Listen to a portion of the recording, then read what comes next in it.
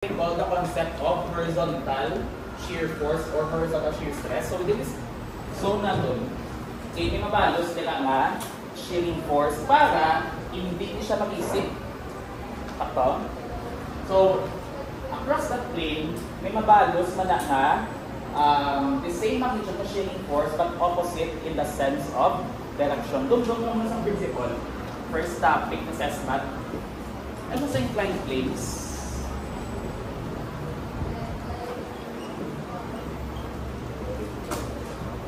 Okay, sa liwat ha, balik kami. Mapatay ka mo diba nga exist na eh. Siyempre, balusan na ni ang hininga amount of differential force acting on this differential area natin sa may shearing force din. Pero, mapatay mo na mga iban na may shearing force na daak-daak sa direction with the same magnitude but opposite in the sense of direction. Okay, plus sa itong topic, first topic sa SMAT, compressive force, shearing force. If we will try to get an infinitesimal sample, kung may shearing stress ka din, meaning ari yung sample ka, di ba may mabalo sa din shearing stress? But across its complementary plane, may ara ka man sang the same magnitude of shearing stress na mag-exist but opposite in the sense of direction. This is the concept coming from your Mohr circle or combined stresses or stresses in plane surfaces na to. Okay? So, kung may mga class, kung may ara kasang bending stress na rin naga, okay, syempre, may ara kasang aton na differential force acting on this differential area, and there will be existing na shearing stress nila, and may same na shearing stress. Kaya diba, familiar kami sa ano nga type of shearing stress, diba? Which is the horizontal shearing stress. Pero across the plane sa member natin, may same naman na amount of shearing stress nag-occur nila. Okay? Across that differential length of EX. So, ang atong na value ng force equal to our bending stress multiplied by this area natin na gina-analyze. This is supposed to be the differential area. And ang atong na bending stress equal to My over I. Okay? Wherein ang Y natin is a distance sa atong na ina-analyze at sa mga center ang maximum bending stress na ito sa outermost portion ng vertical axis. Okay. Then, we have also ang aton na values ng differential force over that differential length. Kaputakan kung maglantaw calculus na portion.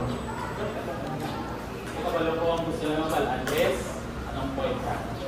Ang values ng ina-class na differential force over this differential length natin is equal to our shear flow. So, ang point natin is, ang mag-bottom line ng principle, if may bending stress nag-act sa member natin, okay, or compressive stress in general, there will be shear flow sa aton na member.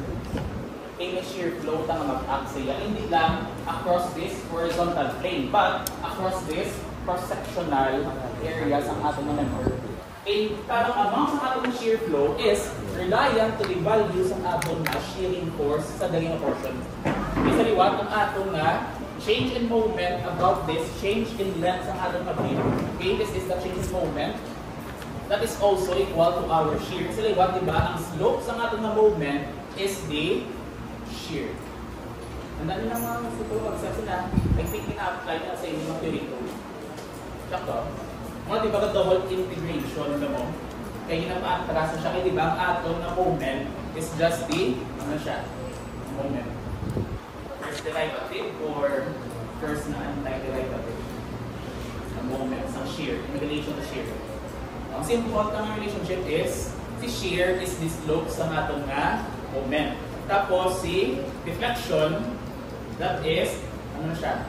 Slope sa atom na moment sa aton na elastic curve. The first topic naman sa theory. Basta mo yung point that. Okay? Ang aton na shear flow is defined by this equation.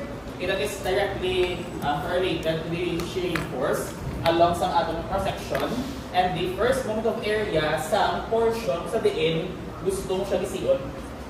Okay? So meaning, mas punta ka sa imong member nga in-cut mo, mas gamay ang value sa imong shear flow. Siyempre, mas gamay ang area. Mas kalapit ka sa imo di nga web, mas dako ang value sa imo nga shearing stress or ang imong amount of shear flow tungod sa atong nga first moment of area. Siyempre, ang atong mas namong ko inertia is constant. Kato? Ang atong shearing force is constant about this cross-section. So, ang principle naton, mas layo ka sa neutral axis, mas gamay ang shear flow. So, ang shear flow natin, nakadako siya pakadto sa neutral axis. Same concept sa atom na horizontal shear stress na maximum horizontal shear stress always occurs at the neutral axis. At ang concept is, in-apply na nasubog sa mga members with slender na mga elements, which is mga wide flange naton, C-channel, kag mga angle. Kaya natong concept at time is rectangular lang, coming from SMAT. This time, we will try to analyze ang effects sa mga elements ng ating members na may mga unique shapes such as I, C, and L. Okay? So this is your shear flow. So that is directly correlated sa ating na amount of shear at the torsion. Okay, so same na siyang horizontal shearing stress na gakatalo. So that is complementary. Or along its complementary plane, same ang magnitude but opposite sa sense of direction sa shear stress natin. Okay? So, nung point natin, sa member natin, it's subjected to a load. Okay? Again, ito force. There will be shear flow across the cross-section natin. Ang muling flow sa shear stress natin, hindi siya purely vertical kung ang shape is wide flange, C-channel or angle. Kaya kung rectangular na siya, yung mga shear flow is direct lang upwards sa nad. Okay? But for I shape, okay, this would be the shear flow sa member natin. And this shear flow will cause rotation sa iyong portion. Okay? So that is the uniqueness ng ating wide flange sa iyong shear flow. But how about for C-channel or C-shape na section? If this will be subjected to a lateral force along its length, okay, this would be the shear flow sa member natin. And this will cause an internal na torsion sa member natin. Ang una nga, kung magtungtong ka sa load sa mga purlins, more likely, matuwas na siya. So, no brow natin. So, hindi takas pakibutang ang load natin sa dalang portion. But rather, if we will try to put the load sa dalang portion, having that eccentricity E, and this will cause rotation, okay, supposedly pakatulira, but in-apply mo siya sa certain distance E, or may alam sa eccentricity E, along the center line ng imong shear flow, i-counteract niya ang ina nga effect sa torsion natin. Okay, this would be the basis ng aton na torsional backwing sa compression members. Okay, muna nga sa mga purlins natin, kung try mo siya i-load fully, ang iyang mode of failure is not flexure, but rather may torsional buckling ka kay ang imo nga shear flow is ano siya, eccentric. Meaning, kung hindi mo siya i-apply sa center line, it will cause the member na mag-twist pa katulad. So supposedly, ang imo nga application ng force is butangan mo sa eccentricity that will produce nga some counter effect sa torsion natin within this cross-section para hindi siya mag-twist. So, we will call this center, sabihin, i-apply ta ang aton na force or ang aton lateral force along the length of the member as our shear center. Okay, so that is a point through which if the external load passes, then there will be not twisting of the section. So, same na siyang i-apply natin for our compressive na mga members. Ang una nga class, ang mga C-channel, kapag indugon mo siya, ibutang mong load mismo, either anywhere sa inyong areas except sini, ang imong member is ma-twist. Usually, dito class ina-apply ang load na ito ng assumption.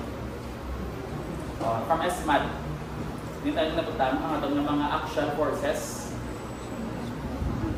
Ang concept na parang maging uniform ang compressive stresses. Diba? The axial force must pass through sa atong nga centroidal axis. So that is the nature sa aton ng mga loads. Diyan malabay sa centroidal axis. So ma-expect ka, kung imo nga load is passing through the centroidal axis, ano matabog sa imo nga member? This will fail sa torsional na buckling tungod sa presence ng atong shear flow. Okay? So for wide flange, this is our shear flow mapa. Okay, and this is the equivalent ng mga shearing force na mapa. Manotice mo, maximum always sa neutral axis but minimum sa pinakapuntas ng flange natin. Okay? For C-channel, centroid niya, maximum sa neutral axis dan minimum sa pinakapuntas ng atong flange. Okay? So how do we solve the shear center for channels natin? Shear center for channels. So for channel, we have here our principal axis, X and Y axis natin. And we have the centroidal axis natin. And this is the shear flow we discussed earlier. No? And this is the magnitude ng shear flow natin, which is maximum sa web. Tapos, same siya sa ang imong magnitude dali, same siya rin. Tapos, ma-zero siya pagkatapos sa punta sa atong C-channel. Okay? We have here height h, so that is the distance from mid height ng atom na top flange going to the mid height ng atom na bottom flange. Then we will have the width na b, so that is from the outermost portion ng length ng atom na channel going to the center line sa web natin. Nga dira ta siya ginatapos kay we are representing the path sa atom na shear flow which is acting on the center line or sa mid-distance or sa mid-width sa atom na cross-section sa member. Okay? Where h is mata and okay? So this is our thickness ng flange and this is the thickness ng web natin. So since these are stresses, we will represent this into equivalent na mga forces natin. So we will have two horizontal force H na ga-act sa bottom flange sa top flange natin and we will have vertical force na B. Okay, so we need to convert natin ang shear flow into equivalent na forces. And as you can see, ang H natin na force is a couple. Sakto? We have two parallel forces with the same magnitude. Siyempre, same ang ilang mas magnitude, same ang ilang length, okay, but opposite in the sense of direction, thus producing some atom na torsion. Okay? So, no ground natin. We need to identify the